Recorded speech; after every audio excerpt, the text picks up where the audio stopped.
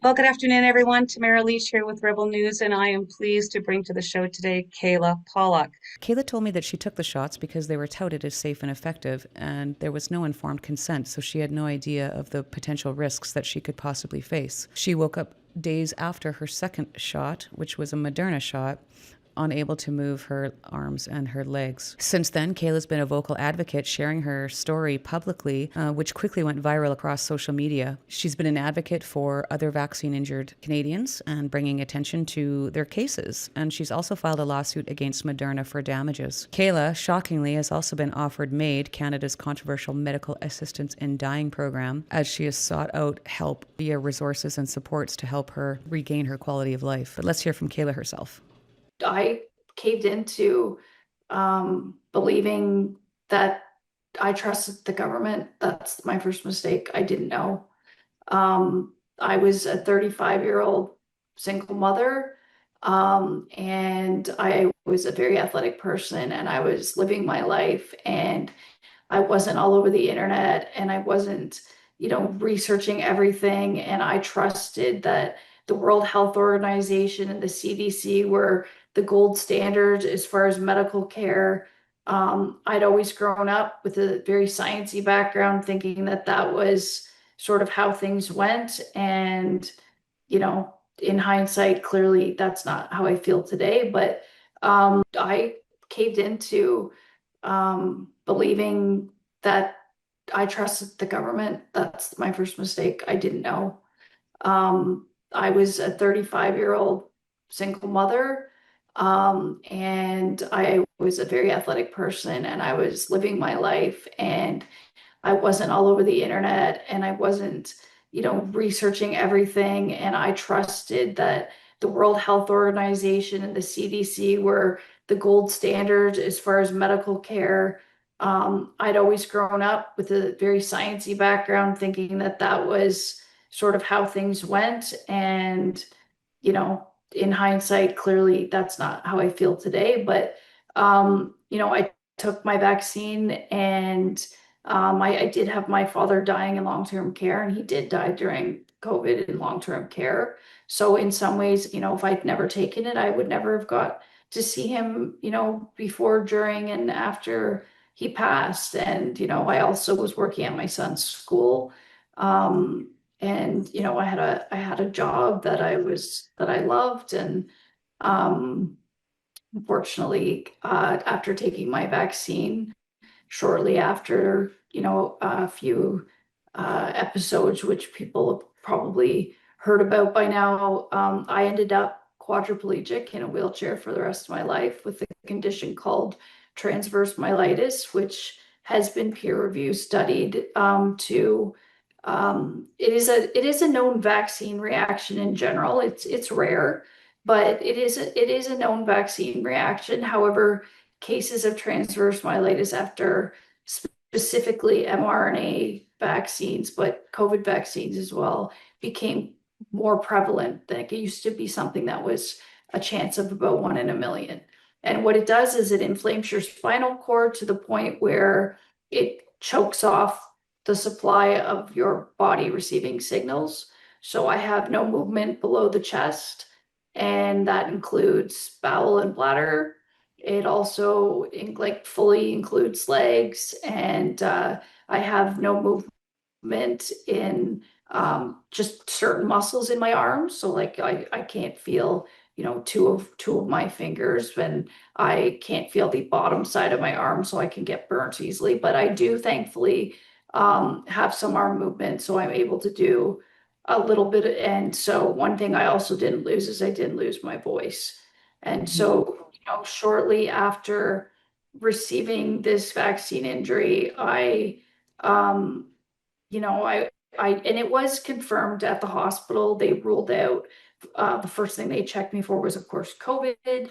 They ruled out infection. They ruled out things like MS and cancer. And I mean, I had a full workup.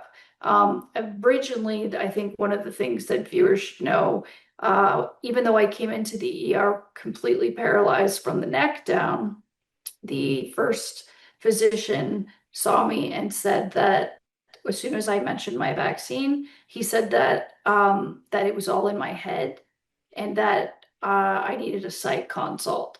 Now, Kayla had no history of mental illness or psychiatric problems, so when she woke up being unable to move her arms and her legs, she knew something was wrong immediately. When the doctors provided her with morphine for her pain and she screamed out, she knew that this was not a psychiatric event and that something more severe was happening. Kayla had an MRI done immediately, which showed lesions on her brain and spinal column, one of them just mere millimeters away from her vocal cords. So they gave me massive doses of steroids. They rolled out everything else. They finally let my boyfriend into the hospital, and I told him every time a doctor came into the room to start recording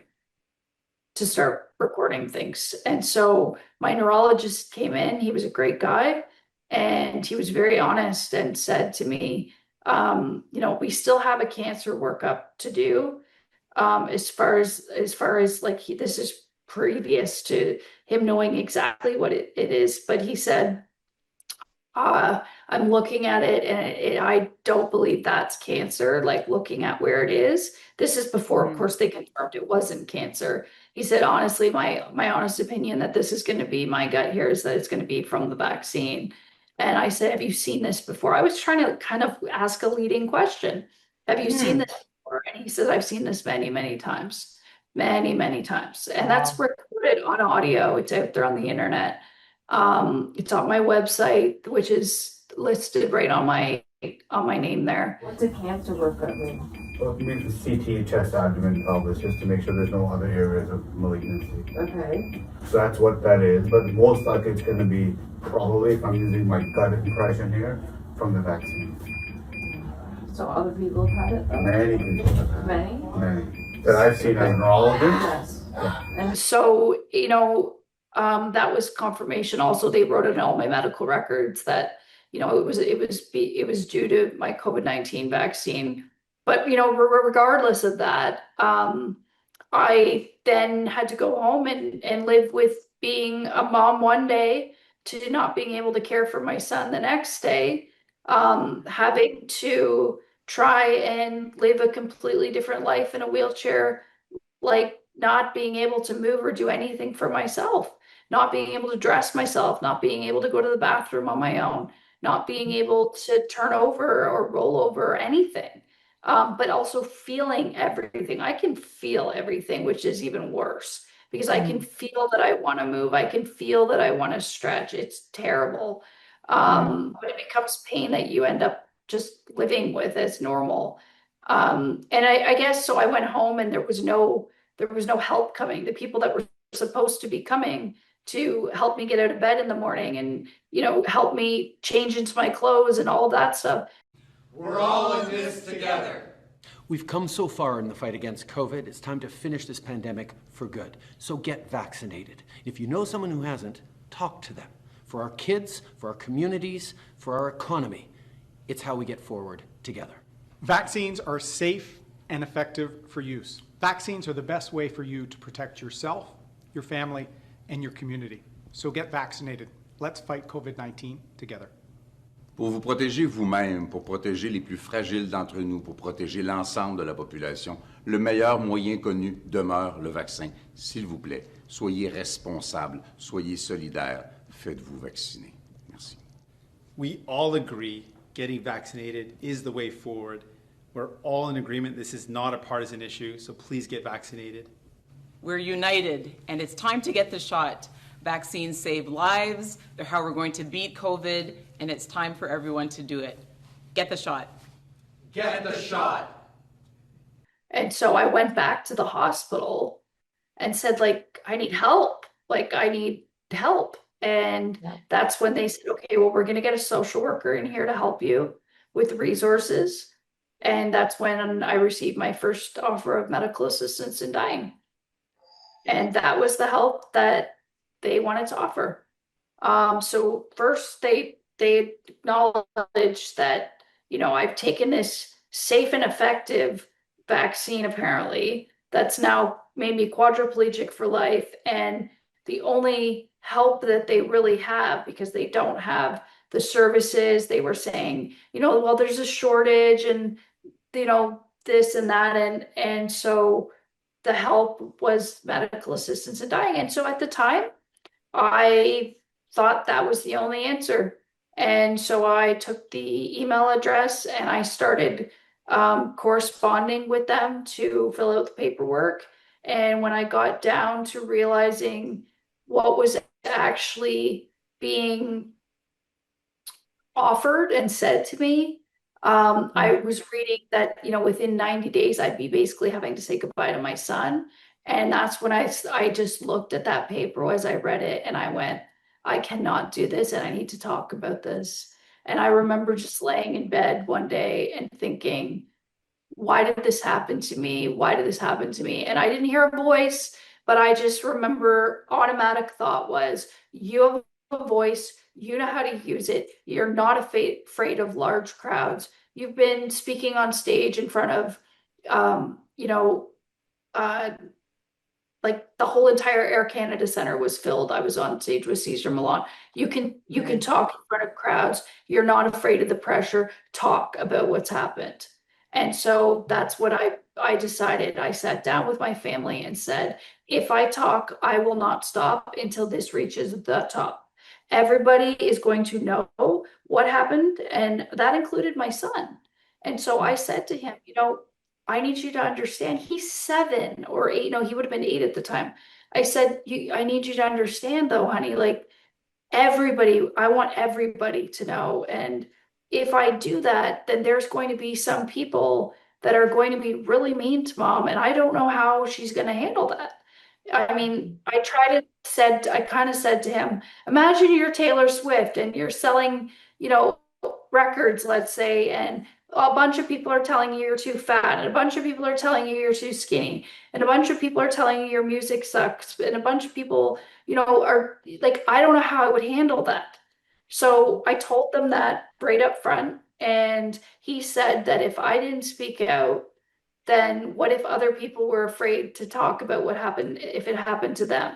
And when you hear that coming out of the mouth of a babe, they say, um, I knew that it was the right thing to do. And so I started sharing my story. And John from Canadian Independent, our friend there, he was the first person that came out and said, okay, actually, that's not true. Vicky Pickerton did an article in my small, little tiny town in Mount Albert, Ontario, which is a tiny, tiny little town in the middle of the forest. Wow. And way less people than your town, Tamara. Less than 80,000, but tiny little town in the middle of nowhere. But anyway, it started there. But anyway, John from Canadian Independent came out and did the video, and then the momentum started to swing, and I just picked up on it and kept going. So that led me to a lot of, unfortunately, what it did though, is it only really got me into that, and I don't want to use this word loosely, but that fringe minority group that we are always Right. associated.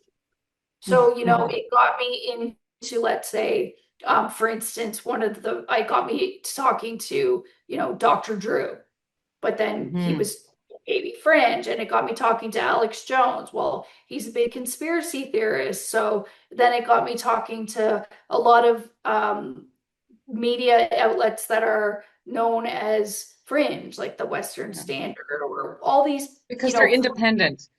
yes, All because the independents basically, right? Which oh, I mean, exactly. So people in all parts of the world, there are places in the world people were reaching out to me of that I'd never even heard of.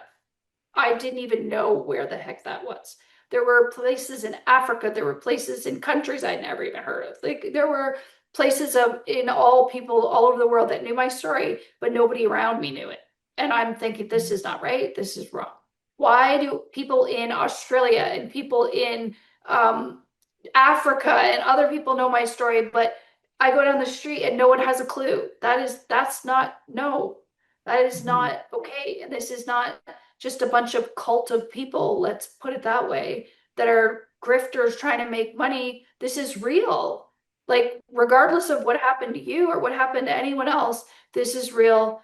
I don't really care who tells my story at that point in time. It's just get it out there. So people are like, why'd you go on this show? Or why'd you go on that show? Because I don't care what they're associated with, if they're willing to tell my story and they're willing to tell my truth, I don't care. Gaslit and ignored for basically doing what our government and mainstream media told us was the right thing to do. Like you just said, they told us it was safe and effective. And especially for people like me, I was type 1 diabetic already. And they were specifically saying that if you were diabetic, that you were more likely to die from COVID. And so I believed that. And people always say, oh, well, why didn't you do your research and why didn't you look? It was all over the place. People have no idea the amount of censorship. I mean, I know you and I have Yes. been talking even recently about the fact that people like you or myself or Kelsey, Sharon are being censored because we're talking about MAID. We Yeah. can't speak openly on X anymore. I also, as you know, have a $45 million lawsuit against Moderna, which is the first lawsuit in all of North America against Moderna, and it's a trial by jury in my hometown of Newmarket, and everyone's welcome to come. And I hope that I hope it gets there and that we all see it. And I know you'll be there. I'm sure you wouldn't miss it. That'll be a lot of coverage, but Yeah. maybe you'll all be there because you might need a lot. They spoke openly about the fact that they didn't do work, that they didn't know how to do any of it. They had a whistleblower that came out and able to acknowledge that part. It was like a But Rive then, can. It was like of a Rive course, scam 2.0, basically, right? It just it a was funneling literally, money. I mean, it was just funneling money. And you know what? I think what happened then is that was the first time that mainstream media ever picked up my story. So that is, I was featured in that sort of longer segment where they actually came to my house. They had lawyers investigate, obviously, that I actually was vaccine injured because they can't say that on global news without getting sued. If I wasn't actually paralyzed by my COVID vaccine, they have to actually look into my medical records and confirm that. And so they know that I'm not faking. I mean, people could say you came to my house, you saw me in a wheelchair, I could be faking. Fair enough, fine. I don't know why I'd be sleeping in a hospital bed that you saw, but I don't know. Regardless, it doesn't matter what people think about that. Take it or I always say take it or leave my story. I don't care. But I can't leave it. So we found out that this program clearly was a scam and that we were going to get nowhere. And so unfortunately, where we ended up is we ended up with now the vaccine injury support program being called the Vaccine Impact Assistance Program. And I am extremely ticked off about that because I'm not vaccine impacted. That is and I don't need assistance. I need a lot more than assistance. you would think that they would be investigating those documents and not covering them up for 15 years. I mean, where are you going to be in 15 years? Probably dead, honestly. Like, I'm just being honest. And I think that's what they're counting on. Yeah. I think they're counting on burnout, failing burnout, because the burden that causes. There's so many people I've heard of, even today, just looking at posts that you and I were both tagged in. People talking about things like, I didn't even apply because I knew I had no chance. I mean, Oh, that broke my heart. I just saw that too. Yeah, you just saw that too. I have never seen to this day a person that is alive, that's as severely injured as I am, that's alive. Okay. And I still haven't got compensation. And this is 4 years later. Haven't got a penny. They haven't even got through all my medical records, which the ironic thing about that is they're all in one hospital at one place in one visit. Like it was like a full 6 months right there. It's not a difficult A to B. So I will not stop until they address me directly. That includes the House of Commons, and that includes the health minister directly. My name has been used over and over again. So right now, my name is currently the only name that's actually on. The Canadian Press called me the other night, just a very quick call that it was an emergency call. I think it was Thursday. I don't know what it was, right before April Fool's Day. So, and I had made the comment to them that I found it very fitting that the Fools were taking over on April Fool's Day. And, you know, they put my name in there. So now, you know, it's in the Toronto Star. It's in the National Post. It's in CTV. It's in City News. It's in all these places. I mean, you know, I showed you that I'm finally on the cover of City Life magazine. So this is now more mainstream, you know, flipping. I looked through here and I'm like, hey, Connor McDavid didn't make the cover. I did. That's good progress. But I'm not looking to become famous because I have a frigging wheelchair and a cute cat. I'm looking to say, this is my story.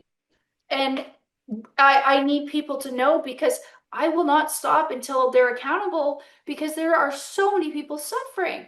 I mean, that woman didn't even apply for compensation because she knew if I couldn't get it, what are the chances that she's going to get it? That's right. And just for reference for our viewers, what we're talking about is, of course, today we were posting regularly about the vaccine impact assistance program. Sorry. It's just so And there was a lady that replied to the post that we had made that said that she is injured, but she didn't even bother because she couldn't stand any more heartache, which speaks volumes for how a lot of the injured are being treated, as you very well know, Kayla.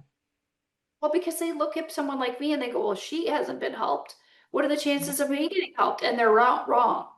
And so the reason that well, I'm not standing up for anyone clearly because I can't stand up, but I'm, you know, the reason I'm doing this is because nobody, first of all, should be coerced by the government to take something that they knew was wrong. Secondly, injured and then not supported at all in any way for the rest of their life. Third, offered medical assistance in dying instead of treatment. There are three huge big issues on the table here, and I will devour every single one of them until I'm done. That will be what I do the rest of my life until I am done with all Well, and like of I them. said, Kayla, because Plus, you're so willing to speak up, I mean, you're going to give other people the courage to do the same. And your tenacity is going to teach them that they can fight for their own or fight for their rights and resources also, you know, to continue to have a fight for choice. themselves. Yeah. Don't have a choice, or you have to. But as you know, it takes somebody to just step up and say, I don't care. I have nothing left to lose. I'm going to do it. So have you I mean, spoken they with already anybody took. from, sorry about that. Have you spoken to anybody from the VIAP yet? You had No, mentioned that you I did a got an survey. email. I got an Yes, email, right. and my email, I should be reading that email to you. So Please do, it's, yes. you know what, I think we should definitely, so I guess you would call it was the vaccine injury support program before. So okay, so here's the reply. So, dear claimant, please note that effective April 1st, the Public Health Agency of Canada will take over the administration of the Vaccine Injury Support Program. Public Health Agency of Canada will securely obtain your direct files from Oxthero and will protect your privacy, blah, blah, blah. This message is for your information only and does not require any action on your part. Going forward, all correspondence requests or support related to your case will be managed directly by Public Health Agency of Canada. Then it says, thank you for entrusting us with your concerns, which is hilarious. We Right. are confident that the Vaccine Injury Support Program under Public Health Agency of Canada will continue to handle your case with the highest level of care and attention. They're going to continue to handle my case the way it's been handled, that's a problem. This right there, I'm going to highlight that when I put, because I'm actually in the process with my member of parliament of putting forth a petition about this and a petition about MAID. And so that like, just think of those words. Like, did you hear that? They're going to handle my case with the highest level of care and attention. They're going to continue to do that. And then it says if we have, if our injured people, if we have any questions or concerns, please follow the communications instructions that will be provided. And nothing's been provided. No. So today is April the 6th. They took this program over a week ago, and they still haven't even contacted you. No, we have no way of getting in touch with them anymore. Other than this, wow. No, So there's no other than phone number. Other than what? Yeah. You can't reply to the email. Where are we gonna go? So 1 in 20 people that we know, apparently in Canada right now, Yeah. 1 in 20 people that we know will have died of MAID. Like in a group of like out of the 20, one of us will die of MAID. That should shock. We are now the laughing stock of the world. People are disgusted with us. You know, I thought that people were extremely far right when they started comparing this to the beginning of sort of what happened in World War II. I used to think that people were extremely far right leaning when they started talking about how this at all would compare to the Holocaust, until I actually looked into the fact and took my son to the Holocaust Museum and realized that the Holocaust, that it started with basically euthanasia. Like that's part of how some of these experiments and things that were going on. They were euthanizing people that were disabled or they were not basically non-contributing members of society. The most vulnerable, our most vulnerable members of society. And this is where you and I get so upset, because these people are most vulnerable, need the most help. They need the most care. They need the most compassion. They need the most resources. And typically in Canada, that's what we did. You know, we took care of our own. We helped our most vulnerable. We didn't try to delete them. You know, this is really, and I'm so glad. If we had a neighbor that was elderly, you go shovel their driveway, or you go, and you know, Susan down the street would go take them carrot cake, and you know, you'd make sure, like, that's just what you did. Before I let you go, did you want to talk a little bit about your lawsuit? Now you have a lawsuit filed against Moderna, correct? Yeah. It's Moderna, yeah. And so where are we at in the process of your lawsuit? Right now we're actually in pretrial stages. Moderna doesn't want to give disclosure, so we had to force disclosure. So they're in the process of being forced. So they're at a stage where there's obviously something in there that they don't want us to see. A lot of the Pfizer, as you know, all the Pfizer documents are finally being sort of released, and there's obviously something in there that they don't want us to see. However, you know what? We're gonna make legally. We're gonna have them held accountable. We're gonna make sure that they're responsible, and we're going to, you know, that's the goal. The lawsuit's listed on my website as well. And I have no doubt that the case is solid. I mean, when a lawyer finds you, you know, that's when you know you've got a solid case. And Dan Hartman and I share the same lawyer, and he's not only a good guy, but you know, he's got his you know, we're quite far ahead. Moderna's actually moved quite a bit faster than Pfizer. It's unfortunate because Pfizer is a bigger company with more law firms, so they were able to sick 3 different law firms on Dan, where they only put one law firm on me so far. And so we're dealing with that one law firm so we've gotten further in a shorter amount of time but there's also, it's a very clear cut. Like there's research medical papers that prove that the vaccines have been linked to what I have and that this is what caused it. So there's a lot of medical evidence and it's very kind of cut and dry that way. So I'm not worried about the lawsuit as much as I'm worried about getting the message out about MAID and getting the message out about this vaccine, whatever you want to call it, program. Yeah. Bull Exactly. crap program.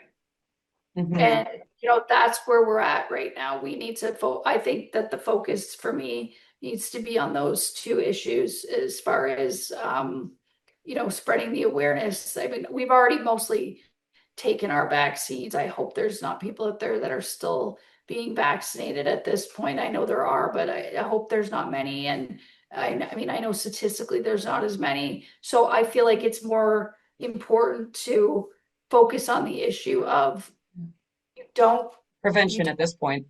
it's not just the prevention of people actually taking the vaccines as much as it is about the fact that they need to be held responsible for what they did.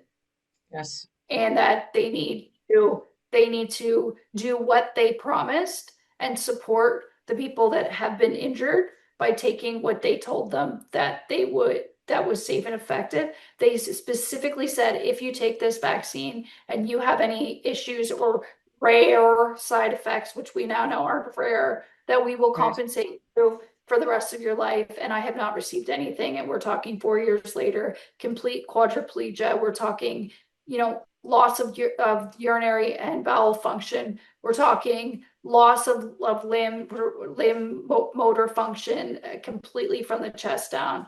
We're talking care not being happening. We're talking being offered medical assistance and dying. That's where the focus for me is right now. Yes. And of course, like you said, being gaslit and ignored by the people that are trying to put these support programs together. And you know, that raises a very interesting point because there was just a headline that came out. I saw, I think it was last week or the week before, where Pfizer is considering like nobody's going to get their shots anymore. So they're considering dropping their trials because nobody's going to get their vaccine anymore. So I mean, at least that's good news. But like you said, that's not enough. It's not enough.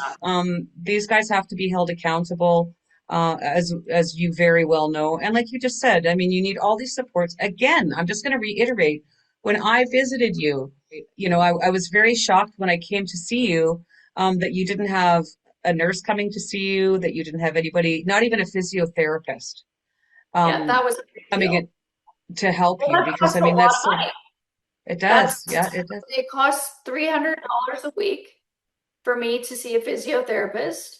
And that is so important for It keeping is. what little function I have left and for keeping my bone density where I don't run into something on the wall and break a leg. I'm not like, you know, it's that simple. And you know, everyone thinks it can't happen to me. You could trip over your shoelaces tomorrow, be in my chair, being offered MAID and be completely ignored.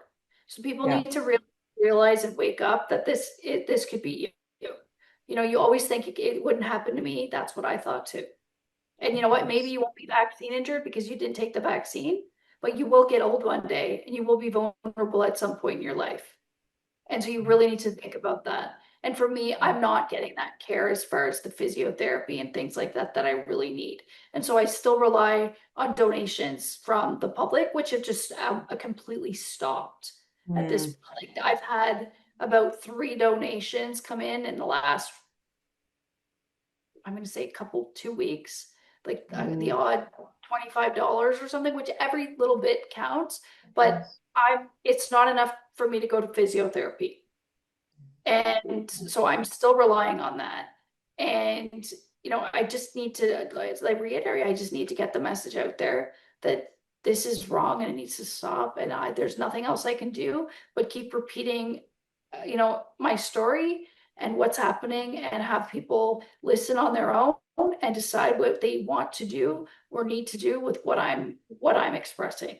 I'm not telling people what to do. I'm not trying to coerce anybody. I'm not trying to pressure anybody. I'm trying to say, this is my story. This is my truth. And I'm not going to stop until I hold the government accountable for all of these issues. Yes. And you still have your Give, Send, Go set up, correct? So where I don't can, have I don't have Gifts and Go. oh, It's my website, okay. which Yeah. you know Tell people where they can go. Just tell people. www.opayla.ca/donate. And then all the information, if you go to news, there's all the podcasts, and there's like appearances, like I said, on Tammy Peterson, and I think I've got the one with you, you and Chris on house arrest, and I've got Okay. the original story, and I've got the City Life magazine and the Toronto Star and all that stuff. It needs to be updated a little bit there, but there's all the medical records, then the audio recording, it's all there. So I will work on getting more of that stuff uploaded, as it's just starting to come in a lot lately, really recently, but hopefully that's a good sign in the right direction. Absolutely. And where else can they find you on social media, Kayla, for those that want to follow your story? Other than So I'm on X at KC Pollock, Pollock. My Instagram, I believe, is OPKAYLA.ca. And I think I'm on Facebook. Yes, I'm on Facebook at just Kayla Yes, you Pollock. are. OLLOCK. Yes, I'm on Facebook, and I think I try to update them as much as possible. But I'm most It's active on X because that's where I can say the most. Unfortunately, like I said, there's a lot of censorship, but people can find my most I would say my most vulnerable and my most honest and accurate posts on there, because I'm allowed to post them for now until I get arrested for doing it, so or far. because that is a thing I do, and or until we are banned from X completely in Canada, which we've already foreshadowed happening. So Yeah, that's right. it's Well, I want to thank you so much for joining me today, Kayla. I know definitely we will do a follow-up in a few months, because I want to, obviously, I follow your story, but it is such an important story, and I want to make sure that Canadians continue to hear how you're progressing.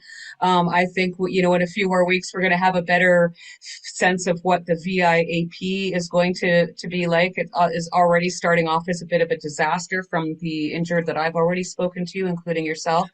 So thank you so much for joining me today, and let's touch base again very soon. okay. We'll do it again. All right.